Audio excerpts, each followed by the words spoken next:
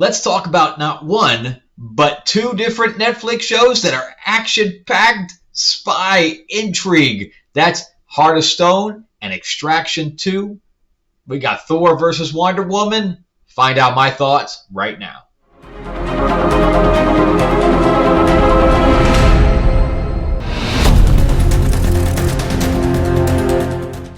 All right, everybody. I just saw both of them. Well, not just saw, but saw them very recently. Watched both of them pretty much back to back. Extraction 2, Heart of Stone. We got Chris Hemsworth, and we got Gal Gadot. And so we have both of them heading up these international intrigue, gun-toting, spy, all that other stuff going on simultaneously. And we have two movies that have very similar types of, I wouldn't say premise, but they have the same kind of look and feel. We have, badass action heroes. And how do they compare? So instead of just doing one review, I figured I'd put them together and see, what the pieces are and how they kind of fit or don't fit together. So let's talk about the groups on one of them, like the creative teams. All right, so we have Heart of Stone, right, which is written by Greg Rucka, who's a really good spy writer. But he hasn't really done much for film and television. He's mostly done stuff for comics and novels. He's more of a novelist than a comic book writer. He did some of it, which is very weird or ironic to say, but he did some of the best Wonder Woman comics in recent years before Clunrad took over and basically destroyed it. But he did a really good job. Greg Rucka's a really good writer as far as that's concerned. I met him. He's a really nice guy as well.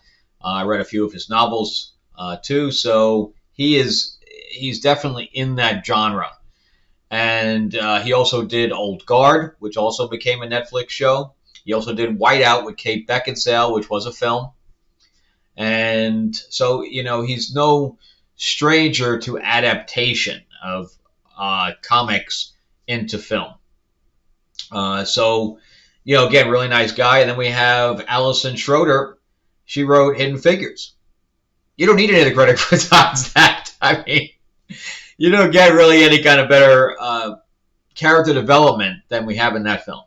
So we have a guy that knows the intrigue market, and we got a person that also knows how to develop characters. But yet, here's the two films, Extraction 2 and Heart of Stone. What they have in common, besides having major A-list actors that are both comic book heroes as well, the plots are paper thin and forgettable. So how, with those kind of writing credits and authors and so on and so forth behind them, how do we have, this falter of plot and character development? So we're going to get into that. But also we had Tom Harper, who directed War and Peace, Peaky Blinders, Woman in Black 2, among others. So we have another guy that knows how to develop characters. So how come we have no character development? I don't know. It's very, very, very strange. So in there, of course, we have Gal Gadot, who plays Rachel Stone. She's done everything since Fast and the Furious franchise to, of course, Wonder Woman, Justice League, Batman vs. Superman, Death on the Nile, and, of course, the upcoming Snow White, which may or may not be released. But everybody complains. I've obviously watched a whole bunch of different videos about how bad her acting is, and etc. I don't have a problem with her acting as much as other people do. I understand that she is kind of one-dimensional, but, the Duke did that too. Jason Momoa is almost one-dimensional. There's a whole bunch. The Rock, there's a whole bunch of guys and girls, actors that can only play themselves. And I don't think she's completely one of those. I think that directors can pull good performances out of her. So it's not, I don't think she's awful. I've seen awful actresses, and she's not really one of them. And again, I know that everybody makes fun of her, but I have seen far, far worse. So her acting doesn't bother me as much as it bothers some other people. Jamie Dornan, I know that a lot of people think very highly of him. 50 Shades of Grey, The Fall, which was a great series if you haven't seen it. Belfast. So he's behind some really, really big films where he's been praised for his acting. So obviously the problem didn't fall on him. Ale Bhatt, who plays Kaya, she's more of a Bollywood actress. She did RRR. I've not seen anything. I haven't even seen the RRR, and I heard it was really good, but I haven't seen it. So she does more of that kind of stuff. So I haven't really been delved into any Bollywood stuff. So I don't know anything really about her past acting. I know she was pretty good in this. I had no problem with her acting in this. Jing Lucy, Crazy Rich Asians and Pennyworth, among others. She was, in my opinion, she was the highlight. Her and the other guy, I think Bailey, I forgot who the other guy's name was, but him and Bailey, they were the highlights for me of that team. And then Sophie Okonedo, she acted with Gal Gadot on Death on the Nile, so they already have a relationship. She was also in Wheel of Time, the very bad adaptation on Prime. And she was also, as soon as I saw her, I'm like, that's the girl from Aeon Flux. She had like the feet for hands or hands for feet, the person from the Charlize Theron version of Aeon Flux. So she's very good too. So we had some really good powerhouses back here. And, she was playing almost the Amanda Waller type of character. So we have a really good team for that movie. And then we'll jump into Extraction 2. So Extraction 2, as you know, is basically put on by stunt guys. So stunt guys got together, kind of like with John Wick, and said, okay, let's make a film where stunts is the most important part of the film. Okay? So where Heart of Stone, with the team behind that, you would think that the characters would be the highlight of the film, not the action. But with Extraction, it's definitely the action side. So we have the Russo Brothers writing. They've never written anything before. Never written anything. If you look at their credits on IMDb, this is their first writing credit. These guys are directors. They've directed, obviously, everything from Captain America to Infinity War to Endgame, among others. So they have a pile of credits, but more in the directing side than the writing side. So, but again, the writing for this particular film was not meant to be the highlight. Everybody knows that Extraction, the highlight is the stunts. So it was directed by Sam Hargrave, who did all the stunts. This is his first directing. So we got first-time writers, first-time director for this film. He did all the stunts for Endgame and Atomic Blonde and Deadpool 2. He's mostly a second unit director. I can't say he never directed anything because he's a second unit director. And if you don't know what that is, a second unit director is basically the director that comes in and directs the stunts. So he'll take over for the director. Either the director will actually not be on set that day at all, and they'll go he'll go shoot something else that's character driven with the actors, and he'll let the second unit director direct everything. So we basically have two teams that can be shooting simultaneously. And what he does is, because the director might not know where to set the camera up to sell a punch. Because let's say I'm doing this, right? I'm directing my fist towards the camera, and you have to leave this much space between the two stunt guys, or the stunt guy and the actor, when you're shooting a fight scene. And if you don't set the camera up correctly, it'll be very obvious that he's missing him. So when you set the camera up, the second unit director knows exactly where to set the camera up to sell the punch, that it was connecting, even though they are this far away. So that's what the second unit director does, and of course he can also direct chase scenes with cars, all gunfight scenes, etc. He will, the second unit director is actually very, very important, especially when you have this kind of film and films like Endgame and things to that effect, where the fight scenes are very, very important because they're selling the hero, right? So if you have somebody that doesn't know stunts and you don't have a good second unit director in there, your stunts will come off flat and then your action movie tanks because everybody says it sucks. So anyway, that's what Sam Hargrave does. So he does direct, but he doesn't really direct actors. He doesn't really direct scenes and emotion and things to that effect.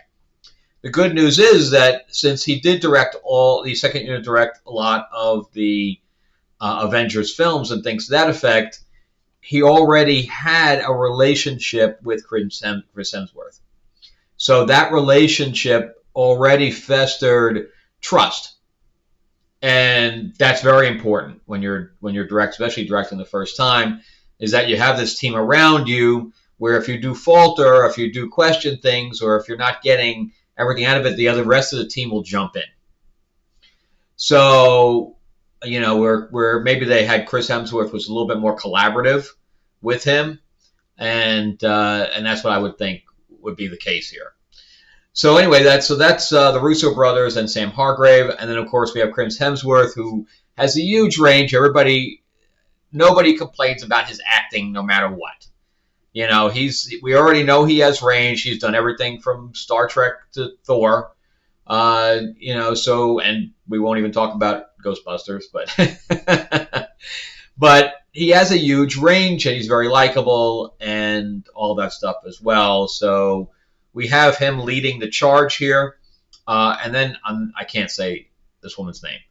So I'm just going to call her Gol, G-O-L, Farahani, because I can't see the rest of her first name. She plays Nick. She was from Pirates Tell No Tales. I have not seen any. She has other credits, but I had not recognized anything else that she did. And then Adam Bessa plays her brother, Yaz, who was from the Henna TV series. And, of course, they were also in Extraction 1. So, again, we have really good teams on both sides. One more action-based, which is purposeful, and one more character-based, and yet we dropped the ball on the character side. So I'm going to do spoilers here as well because it's kind of hard to talk about this without doing some kind of spoilers. So Heart of Stone is about a character that works for a clandestine government agency, which is Rachel Stone. And she's put on with its team as a hacker, more as a mole for that group because she has her own agenda. So she pulls back on her other, because obviously she does everything, which is one of the problems here, is that she's overly qualified for everything. She's a hacker, she's a fighter, she's everything. She's, because even Ethan, what's Ethan's last name from Mission Impossible? But even Ethan doesn't have a hacking ability. He has to rely on Luther and Benji to do some of that stuff, where here they made Gal everything. She's just all by herself, and she actually comes in and saves the team on a physical side, but they don't realize that she can fight. So they kind of protecting her because she's the computer hacker, so they're protecting her, and then she has to come out and blow her cover because she can fight too. So I'm not sure. I understand what they were going for here. They were going for, let's give the superhero, the Clark Kent thing on the Bruce Wayne side, where he has to pull back in front of his team to not, say who they are. And so anyway, they're working for this clandestine. She works for the clandestine group, and Jamie Dornan doesn't know which one of the group. He knows that somebody in the group is that other inside woman or man, and he was just waiting for them to reveal themselves, so when he does, he kills the other two. And this is where this movie for me drops off, because the team was what was putting everything together for that film, and once you remove the team, it didn't work anymore. the movie just didn't work anymore. So halfway through it, the movie falls into a crater. And I don't know why they didn't see that, or the writers didn't see that when they were writing it. It is shocking. I mean, and I think that part's memorable when, the team is wiped out pretty quickly. I mean, they don't even get a shot. I mean, he pulls out his gun and they're gone. And then we have the turncoat, which is Kea, and she reveals herself in the beginning, and she's the better hacker between them, and she's actually working for the other side, so she's working for Jamie on the other side. So then some of the action scenes are really good in there too. Do they get to the level of Extraction 2? Absolutely not. But they are still good and somewhat memorable. But not as memorable as some of the stuff that's in Extraction 2 where they do one-shot stuff. It's crazy. And so, yeah, it doesn't. So I don't think the extent of the stunts are crazy in Heart of Stone. But anyway, there's the MacGuffin is this thing called the Heart, and it basically predicts things, and it's basically an AI system that they use for a tool that can also be used for bad. And that's the MacGuffin, is that once they take it offline, they lose everything, and then the other team gains everything. The bad guys gain everything. So that's the problem there. But yeah, so that's the thing with Heart of Stone, and that's what makes it not as memorable as Extraction 2. So with Extraction 2, he shouldn't have lived from the first one, right? And which is Rake, right? So he's playing Tyler Rake, which is Chris Hemsworth, and he comes out of basically a coma from the first movie, and he's healing up. He's feeling detached because he can't do the things that he used to do, and he gets called by this person, which is played by Idris Elba, which is funny because, of course, they acted together in Thor, playing Heimdall. And he's the ghost man. He says, look, your sister-in-law is in trouble, or your ex-sister-in-law, because we find out that his kid died, and he wasn't there purposely because he couldn't stomach it, so he went on a tour. He went on into a mission, and his wife blamed him for that. They got a divorce, and I guess his son was terminally ill. So that's all good stuff. I mean, that's good character building stuff. But then, of course, the sister-in-law, which this is really odd part, but his sister-in-law is married to this brother of this mobster. I'm not sure if they're Ukrainian or Russian or whatever, but from Asia, from that part of Asia. And so he goes off and he brings the team together, and the team basically he pays them. He doesn't tell them that it's a personal thing for him. So they know it's like any other thing. They know it's a suicide mission, but they're going anyway, which is Nick and Yaz and their brother and sister. And she has the hots for him anyway. I don't think they really delve into that too much, but that relationship is on the cusp of happening. So they go in there, they go into a prison, and the prison fight scene is crazy. I mean, Chris Hemsworth's arms are on fire. His arms are on fire, and he's doing a semi-body burn, and he's fighting with the arms on fire. Wow. And the sister-in-law is helping him trying to beat off some people at the same time with whatever she picked up, a pipe or whatever, and it's crazy, where it's basically all one take, and there's all this. Oh my God, I can't even imagine the amount of prep that those stunt scenes needed. That's crazy. So the movie's worth seeing just for the fight scenes, but they know that's their thing. They're like, people will see this just for the action scenes.